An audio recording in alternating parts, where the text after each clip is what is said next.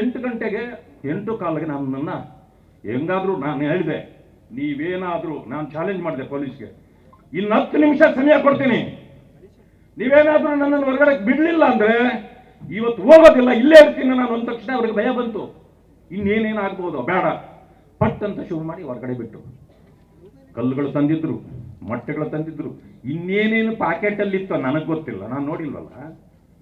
ಮಸಿ ತಂದಿದ್ರು, ನನಗೆ ಹಾಕ್ಬೇಕಂತ ತಂದಿದ್ರು. ಕೊನೆಯಲ್ಲಿ ಪಾಪಿ ನಾನು ಸಿಕ್ಕಲಿಲ್ಲ, ನನ್ನ ಕಾರ್ ಸಿಕ್ತು, ಹಾಕಿದ್ರಿ. ತೀರ್ಥ ನಿಮ್ಮ ಹಗೆತನ ತೀರ್ಥ. ಪ್ರಿಯಾಂಕ ಅವರೇ, ಇನ್ನೊಂದು ಮಾತು ಹೇಳಿದ್ರಿ, ಯಾಕೆ 5 ಗಂಟೆ ಹಾಕಿದ್ರು ಅಂತ ಪತ್ರಿಕೆ ಅವ್ರಿಗೆ ಕೇಳಿದ್ರು. ಇನ್ನೇನ್ರಿ ಅವ್ರಿಗೇನು ಪದ್ಮಭೂಷಣ ಕೊಡ್ಬೇಕಾ, ರಾಜ್ಯೋತ್ಸವ ಪ್ರಶಸ್ತಿ ಕೊಡ್ಬೇಕು ಅಂದ್ರೆ ಏನರ್ಥ?